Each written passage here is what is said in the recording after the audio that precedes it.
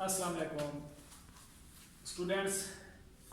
Today our topic is F distribution. तो ये एक हमारे पास प्रॉब्लम है F distribution का, तो हम इसको कैसे सॉल्व करेंगे थ्रू F distribution। पहली बात यह है कि हमें इसके बारे में पता होना चाहिए कि कैसे हमें पता चलेगा कि F distribution का क्वेश्चन है या कई स्केयर का है या T distribution का है। तो इस क्वेश्चन के अंदर हम एफ डिस्ट्रीब्यूशन क्यों यूज करेंगे, उसकी बेसिक कुछ असम्पशन हमारे पास होती हैं। जो बेसिक टू असम्पशन है वो कौन कौन सी हैं। फर्स्ट हमारे पास है कि two samples are independently and randomly selected. तो जो हमारे पास सैंपल है क्या है, इंडिपेंडेंटली और रैंडम सिलेक्टेड हो। सेकंड हमारे पास है the two population from which sample are selected are normally distributed, a slight departure from normality is however not considered seriously। यानी कि आपके पास जो सैंपल लिए गए हैं वो बेसिकली नॉर्मल पॉपुलेशन से होने चाहिए। आपको पता होना चाहिए जो आपके पास जो सैंपल है रैंडमली लिए हुए हैं। तो इसका सलूशन के लिए सबसे पहले, क्योंकि हमें पता है कि नॉर्मल पॉपुलेशन से है और इनके वेरिएंस आपस में क्या है, आप इक्वल हैं, तो देन आपके पास सॉल्यूशन इसका क्या होगा। जो इसका जनरल प्रोसीजर है, स्टेप बाय स्टेप इसका प्रोसेस होता है। तो आपके पास बेसिक जनरल प्रोसीजर जो होता है, फर्स्ट में आपके पास होती है null and alternate hypothesis.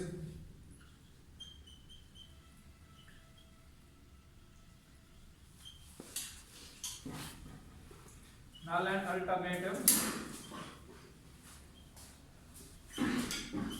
Hypothesis. जो फर्स्ट क्या होगी आपके पास, क्योंकि यहां पर आपके पास है एच नॉट, इसको हम नल हाइपोथेसिस कहते हैं। Sigma square A is equal to sigma square B, यानी कि वेरिएंस ऑफ ए और वेरिएंस ऑफ बी आपस में इक्वल हैं। तो अल्टरनेट में क्या होगा, नॉट इक्वल होंगे। तो हमारे पास जो H1 होगा वो होगा sigma square A is not equal to sigma square B. तो सेकेंडली हमारे पास हम अल्फा जो आता है लेवल ऑफ सिग्निफिकेंस वो चूज करते हैं। तो हमारे पास यहाँ पर गिवन है कि अल्फा जो है ना आप लोगों ने 5% लेना है। तो सेकेंडली आपके पास होगा था लेवल ऑफ सिग्निफिकेंस, यानी कि जो आपके पास अल्फा है वो दिया हुआ हमारे पास 0.05, यानी कि 5% आपने अल्फा लेना है। तो थर्डली आपके पास क्या होगा, इसकी टेस्ट स्टैटिस्टिक्स होगी कि टेस्ट स्टैटिस्टिक्स हमारे पास क्या है, क्या हम इसकी टेस्ट स्टैटिस्टिक्स ले सकते हैं। तो हमारे पास जो इसका फार्मूला है तो लिखेंगे उसको। थर्ड में आपके पास टेस्ट स्टैटिस्टिक वो आपके पास है F is equal to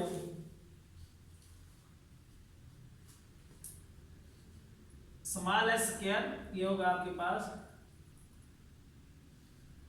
S square A divided by S square B.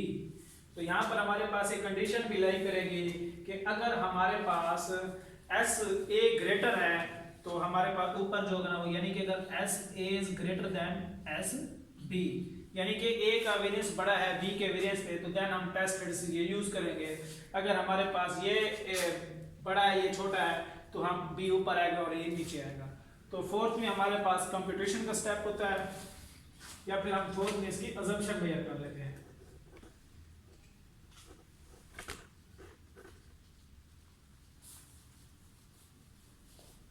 Assumption आपके पास क्या है, the data taken from the normal population. तो यहां पर हम लिखते हैं the data taken from the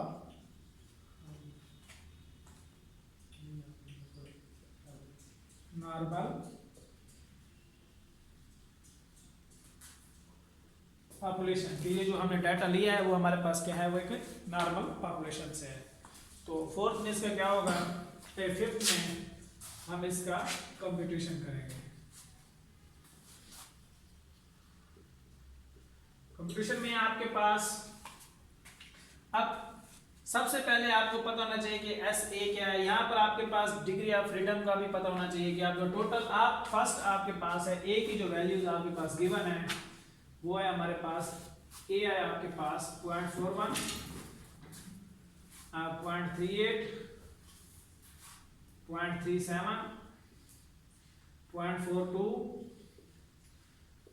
0.35 and 0.38। तो B के आपके पास वैल्यूज है 0.32, 0.36, 0.38, 0.33 एंड 0.38। तो हमारे पास SA जो आपके पास होगा उसका जो फार्मूला आपके पास होगा यहाँ पर कि S A स्क्वायर आपके पास क्या हो सकता है, तो ये आपके पास हो सकता है समेशन, यहाँ पर आप A square minus summation A का whole square divided by n और whole divided by n minus 1। तो इसी तरह आपके पास S स्क्वायर B क्या हो सकता है, वो आपके पास है समेशन B का स्क्वायर माइनस समेशन B का whole square divided by n whole divided by n minus 1। क्योंकि S स्क्वायर हमारे पास अनबायस्ड एस्टिमेटर है तो इसलिए n में से 1 सब्ट्रैक्ट होगा। सो यहाँ पर हमारे पास A का स्क्वायर चाहिए तो हम क्या करेंगे, यहाँ पे A का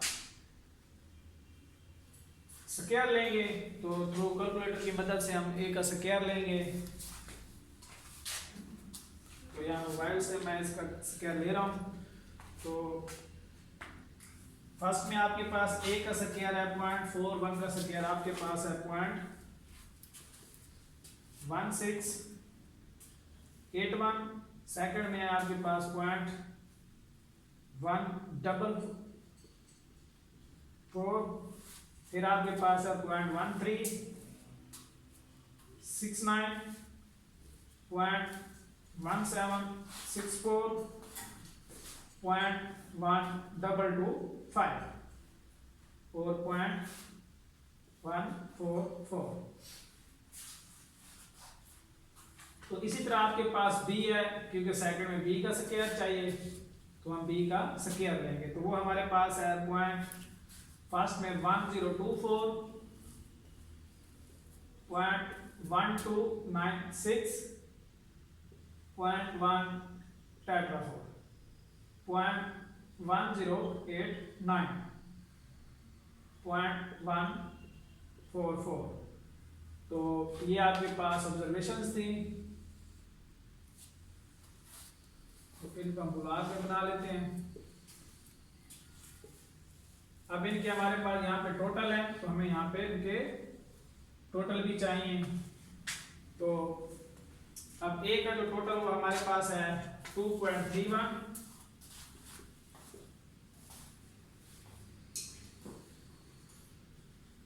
तो B का हमारे पास जो टोटल है वो है 1.7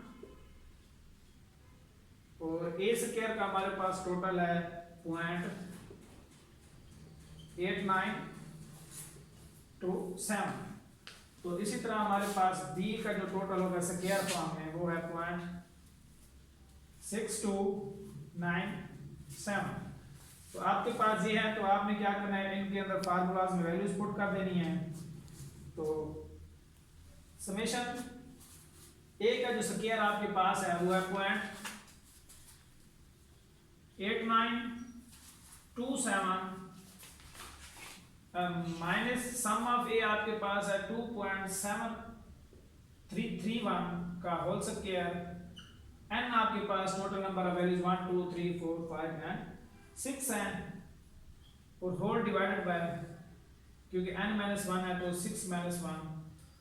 तो इसी तरह इसमें B में इसकी वैल्यू पुट करेंगे तो हमारे पास समेशन B का स्क्वायर है 0.6297 माइनस 1.77 का होल स्क्वायर डिवाइडेड बाय, यहाँ पर ऑब्जर्वेशन 5 है तो 5 होगा डिवाइडेड बाय 5 माइनस 1। तो इसी तरह हम इनको सॉल्व करेंगे तो हमारे पास एस ऑफ ए यानी कि एस स्क्वायर ए का जो आंसर हमारे पास है वो आ रहा है 0.0067 और इसी तरह हमारे पास एस स्क्वायर बी का जो आंसर है वो आ रहा है 0.0078 ये इसका आंसर आ रहा है। तो अब हमारे पास जो f का फार्मूला है अब यहाँ पर इसकी वैल्यूज पुट कर देंगे इस फार्मूले में। तो f हमारे पास होगा,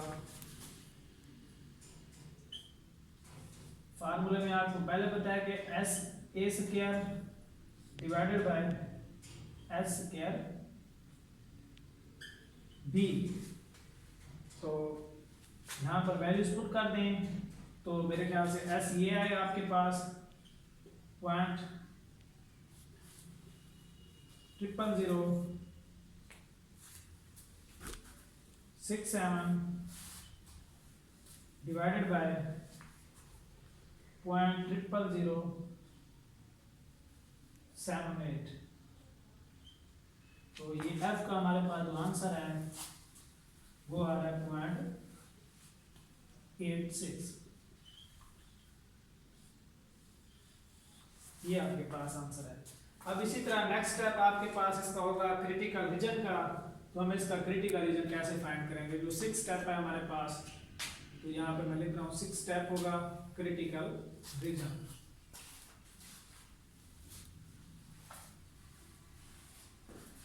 ये क्रिटिकल रीजन इसका क्या होगा आपके पास कि अब यहाँ पर आपने देखना है कि f आपके पास, क्योंकि जब यहाँ नॉट इक्वल है तो टू टेल टेस्ट होता है, तो आपके पास होगा f इज ग्रेटर देन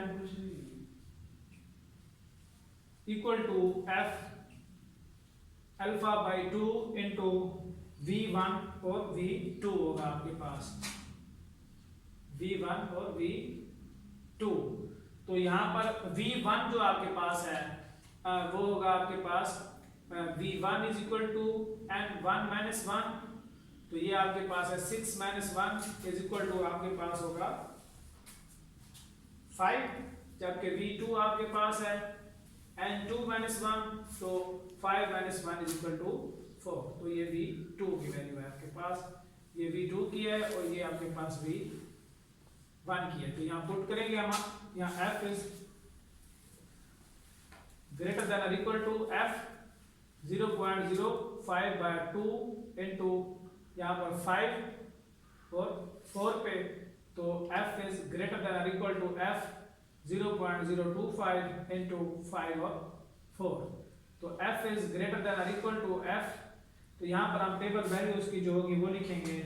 तो वो हमारे पास आ रही है इसकी कैलकुलेट, ये कैलकुलेटेबल है, ये टेबल वैल्यू होगी आपके पास। तो जब हम 5 को 4 में देखेंगे तो हमारे पास वो वैल्यू आ रही है 9.36 इसकी जो टेबल वैल्यू है वो आ रही है।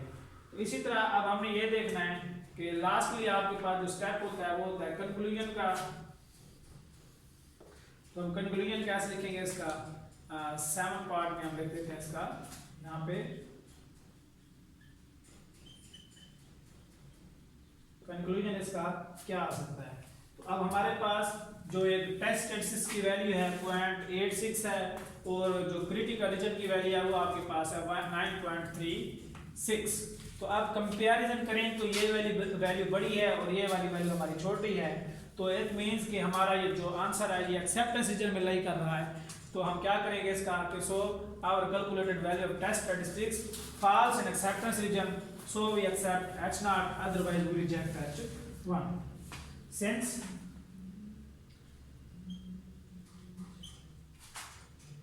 the calculated value f is equal to 0.86 does not fall in the critical region,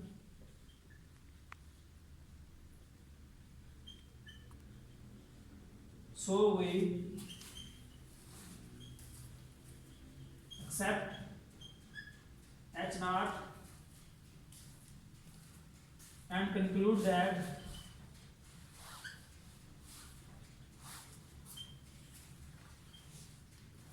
the two population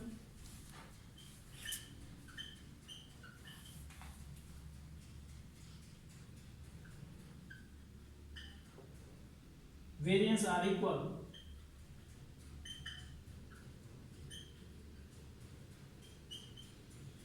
तो ये हमारे पास इसका रिजल्ट है। तो हमारे पास इसका जो प्रॉब्लम था वो हमने सॉल्व कर लिया।